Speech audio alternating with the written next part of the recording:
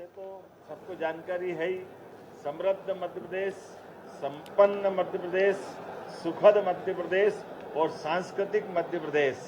बगैर संस्कृति के हमारा राज्य अधूरा है और सुखद संपन्न से हमारे राज्य के अंदर गरीबी से लड़ने का, युवाओं को हौसला दिलाने का और इसी आधार पर समृद्धि का मार्ग धारण करने का संकल्प हमारा है।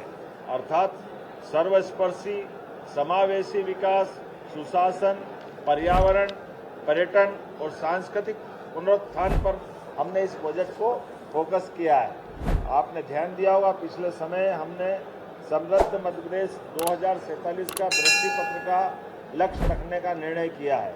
मुझे इस बात की प्रसन्नता है, इस दिशा में बढ़ते हुए ये कदम हमारा अपने उसी भाव को लेकर आगे बढ़ रहा है।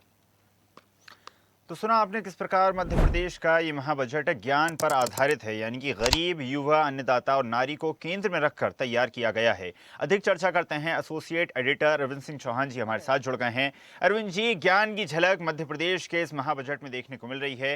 गरीबों को, युवाओं को, महिलाओं को, अन्नदाताओं पर सरकार का फोकस है।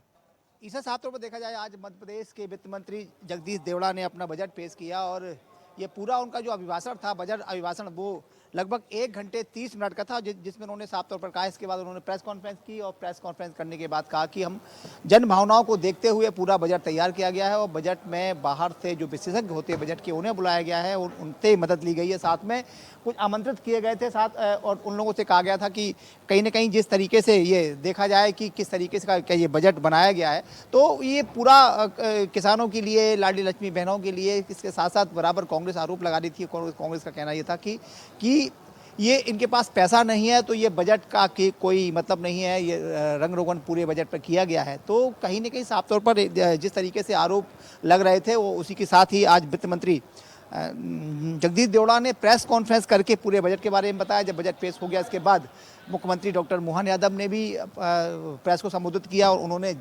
हितकारी बजट को बताया, लोक हितकारी बताया। तो वहीं कांग्रेस का आरोप यह था कि जो बजट है वो लोक लुभावन है, लोक हितकारी नहीं है।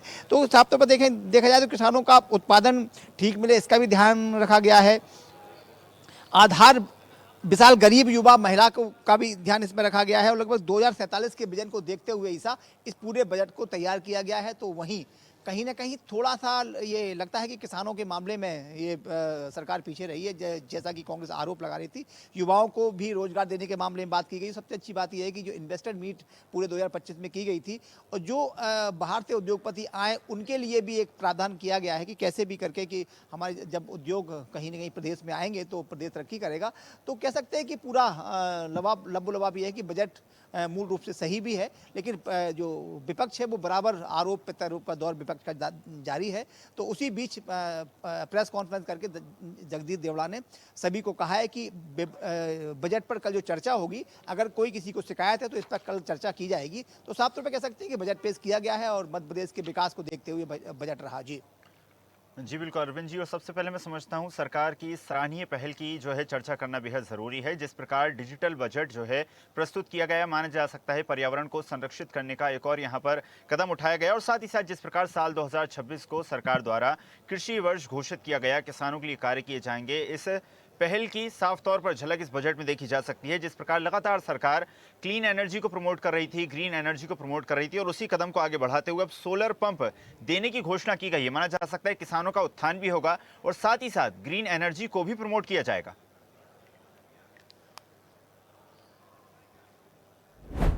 निश्चित तौर पे कहेंगे जिस तरीके से किसानों के हित में ये सरकार काम कर रही है, और साफ तौर पर क्योंकि अगर देश का किसान समृद्ध होता है तो वो देश विकसित होता है और विकासशील तो अभी हम हैं ही हैं।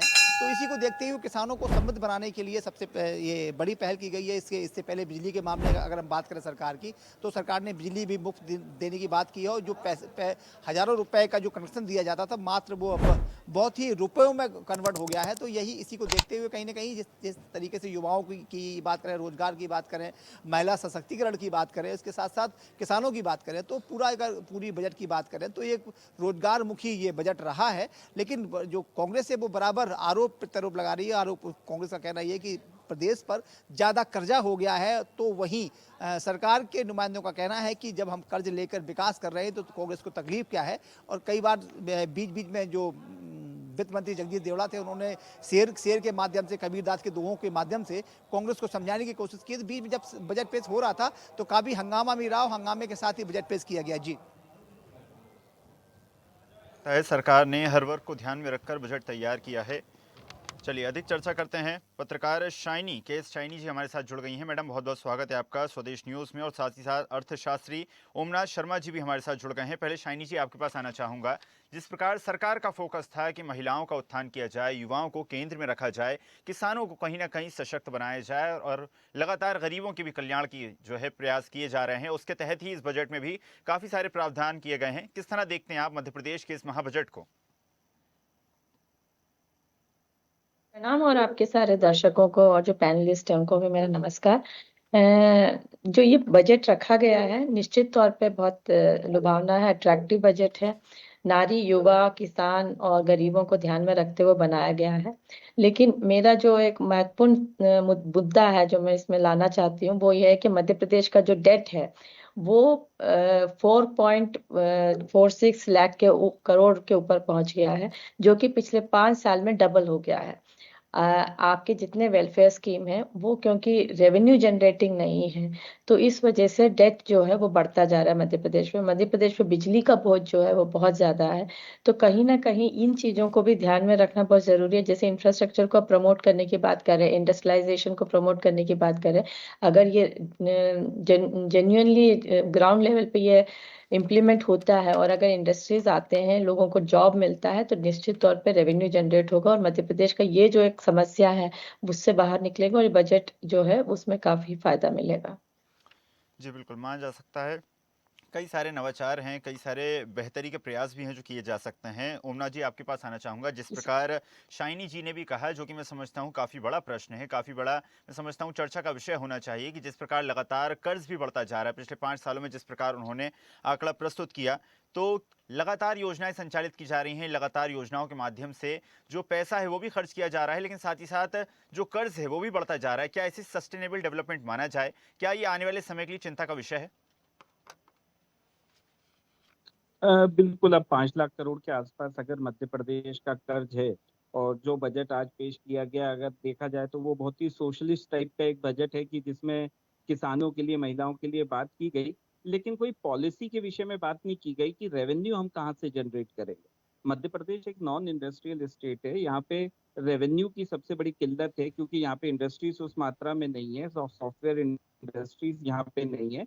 तो बजट में बड़ी उम्मीद ये थी कि अगर इकोनॉमिक इश्यूज पे कि किस प्रकार से हम इंडस्ट्रीज को यहाँ पे अट्रैक्ट करेंगे, ऐसी कोई पॉलिसी अगर लाई जाती, तो ये जो डेट का इशू है, जो कर्ज का इशू है, वो काफी कुछ रिजॉल्व किया जा सकता था। इकोनॉमिक रिफॉर्म्स के विषय में कोई विशेष बात नहीं है, लेकिन अगर लाडली बहना योजना 19,000 करोड़ से बढ़ा के 23,000 करोड़ कर दी गई, किसानों के लिए 1 लाख सोलर पंप दिए गए, तो इसको वेलकम किया जा सकता है। लेकिन आपको ये बात ध्यान रखनी पड़ेगी कि किसानों को जो एग्रीकल्चर है उसको एग्रीकल्चर बिजनेस कैसे बनाया जाए वो इम्पोर्टेंट है, उनको सक्षम बनाना होगा, नारियों को सक्षम बनाना होगा। ये फ्रीबीज का कल्चर बहुत लंबे समय तक वैसे भी नहीं चल सकता, तो इस पॉलिसी में कहीं ना कहीं बदलाव की आवश्यकता महसूस की जा रही थी, लेकिन ऐसा कुछ विशेष अभी तक देखने में नहीं आया कि इंडस्ट्री को हम कैसे अट्रैक्ट करेंगे, टूरिज्म को हम कैसे प्रमोट करेंगे, जो हमारी महिला शक्ति है उसको हम कैसे सबल बनाएंगे, उनको अपने पाँव पे कैसे खड़ा करेंगे। जो योजनाएं थी उनने अपना काम कर दिया, अब हमें ये देखना है कि उसको नेक्स्ट लेवल पे किस प्रकार से लेके जाएं, वो स्वावलंबी कैसे बने और अपना खुद का स्वरोजगार कैसे विकसित कर सकें। जी बिल्कुल। शाइनी जी, लगातार जिस प्रकार ओमना जी ने भी जिक्र करा, फ्रीबीज को लेकर लगातार चर्चाएं की जाती हैं। कई सारे जो है स्थानों पर फ्रीबीज को गलत भी कहा गया, कुछ स्थानों पर जो है सही भी करार दिया गया कि महिलाओं को जब जो राशि दी जा रही है कहीं ना कहीं उससे वो सशक्त होंगी, संबल प्राप्त होंगी। लेकिन माना जा सकता है लॉन्ग टर्म में कहीं ना कहीं ये एक विचार का विषय जरूर होना चाहिए, चिंता का विषय होना चाहिए कि आखिर फ्रीबीज कब तक इस प्रकार दी जाएंगी। बिल्कुल, जैसे मैंने कहा इससे मध्य प्रदेश का डेट बहुत बढ़ता जा रहा है और आप अगर अगर पूरे देश में हम कंपेयर करें तो मध्य प्रदेश जो है निचले 5 देशों में आता है। और हम जैसे लाडली बहना योजना चला रहे हैं और कई दूसरे योजना चला रहे हैं, तो इसमें क्या है कि रेवेन्यू जनरेट करने का कोई मॉडल नहीं है। इसमें सिर्फ़ हम उनको कैश दे रहे हैं और वो वहाँ पे उनके अपने ज़रूरतमंद जो चीज़ें हैं, उनके रोज़मर्रा की ज़िंदगी उसमें इस्तेमाल हो रहा है। तो इट इज़ जस्ट रोटेटिंग। अगर आप उनको सक्षम बनाएँगे, उनको कोई जॉब जनरेटिंग एक पॉलिसी लेके आएँ, योजना लेके आएँ, जहाँ पे उनको जॉब दिया जाए और उससे वो रेवेन्यू भी जनरेट होगा, वो सक्षम भी होंगे और वो निर्भर भी नहीं रहेंगे सरकार पे। इस तरह का कोई योजना आना चाहिए, जिससे कि मध्य प्रदेश के लिए भी आगे एक भविष्य उज्ज्वल रहेगा और बजट भी बहुत अच्छा रहेगा, क्योंकि हमारा जो बजट है, अगर हम डेट में इस तरह जाते रहेंगे, तो मध्य प्रदेश के जो युवा है, जिनको नौकरियाँ नहीं मिल रही हैं, आप देखिए मध्य प्रदेश की सबसे ज़्यादा एक प्रॉब्लम है युवाओं को नौकरियों का। अगर उनको नौकरियाँ नहीं मिलेंगी, सरकार ज जॉब नहीं दे रही है, वो सिर्फ़ इन योजनाओं पे पैसा खर्च करेंगे।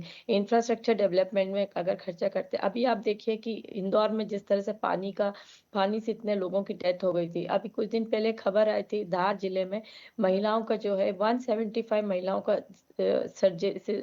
स्टरलाइज़ेशन सिर्फ़ एक ही दिन में किया, 2 मिनट में एक महिला का स्टरलाइज़ेशन हुआ है। तो इस तरह का अगर जो चीज़ें होंगी हेल्थ रिलेटेड इश्यूज़ होंगे, तो ये कोई बहुत सुखद अनुभव नहीं देगा मध्य प्रदेश को। अब निश्चित तौर पे कह सकते हैं कि बजट जो है आंकड़ों के हिसाब से देखें तो हाँ, हमने युवाओं के लिए और महिलाओं के लिए, नारी के लिए गरीबों के लिए बनाया है। लेकिन इसको और स्ट्रॉन्ग बनाना होगा, रेवेन्यू जनरेशन होना चाहिए और इंडस्ट्री को लाना बहुत ज़रूरी है। आज के तारीख में मध्य प्रदेश में इंडस्ट्रीज़ नहीं है, युवाएँ परेशान हैं। जो स्कूल जाते हैं, कॉलेज है, एक हब बन गया है मध्य प्रदेश स्टूडेंट्स का। और जो यहाँ पे स्टूडेंट्स हैं, हमारे यहाँ बहुत अच्छा पोटेंशियल है, हम ज्योग्राफिकली सेंट्रली लोकेटेड है, हमारे यहाँ स्किल डेवलपमेंट हो सकता है। जो नेचुरल रिसोर्सेज हमारे यहाँ बहुत है, पानी है, जंगल है, वाइल्ड लाइफ है, टूरिज्म के लिए बहुत मतलब एक अट्रैक्टिव प्लेस है। ऐतिहासिक जो भी चीज़ें हैं, धरोहर है हमारे यहाँ, मंदिर है, तो ये सब जो है रेवेन्यू जनरेटेड सोर्सेस है। और अगर हम इसको नहीं बुनते हैं, अगर हम अपने लोगों को इसमें काम में नहीं लगाते हैं और सिर्फ हम उन्हें एक वेलफेयर स्कीम के तहत कुछ पैसा डिस्ट्रीब्यूट करके करते हैं, तो वो आगे चल के फ्यूचर में मध्य प्रदेश के लिए बहुत दिक्कत आएगी। बाकी तो ये है कि अगर हम यहाँ पे जॉब की बात करें, तो आज के तारीख में ना महिलाओं को जॉब मिल रहा है, ना युवाओं को जॉब मिल रहा है। किसान भी जो है, वो अपने खेतों से जो फसल कमाते हैं, वो अन्नदाता हैं। उनको हम हमारा सम्मान देते हैं। लेकिन जब उनके पास जी किसान के जो रोज़ी-रोटी है, वो पूरे किसानी पे डिपेंड है। उनका पूरा परिवार डिपेंडेंट है। तो अगर उनको रोज़गार नहीं मिलेगा, तो ये जो है बर्डन और बढ़ता जाएगा। जी, उमना जी, हाल ही में जिस प्रकार देश का जो नेशनल बजट है वो भी प्रस्तुत किया गया, तब भी एक बड़ा सवाल लगातार जनता के मन में था।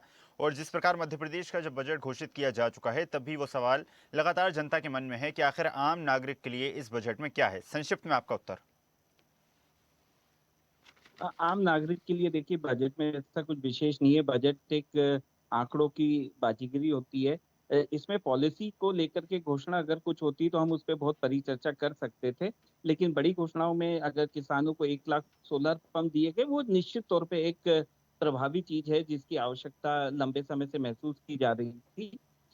लेकिन आम जनता को डायरेक्टली देना और इनडायरेक्टली, जैसे चर्चा शाइनी मैम ने भी कहा कि हमें उन्हें सबल बनाना है। सिर्फ फ्रीबीज दे करके या छोटे-मोटे कोई लुभावने वादे करके अगर हम जनता को खुश कर सकते हैं, तो ये लॉन्ग टर्म के लिए अच्छा नहीं हो सकता। आपने बजट सुना होगा तो उसमें भोपाल के जीजी फ्लाईओवर, कोलार में बनी हुई सड़क, सरहिंदरा राम में बनने वाला एलिवेटेड कॉरिडोर, इन सब का ज़िक्र किया जा रहा है। अगर पूरा बजट ऐसे ही किसी इंफ्रास्ट्रक्चर प्रोजेक्ट के बखान में निकला होता तो हमारा देश आज कहीं और होता।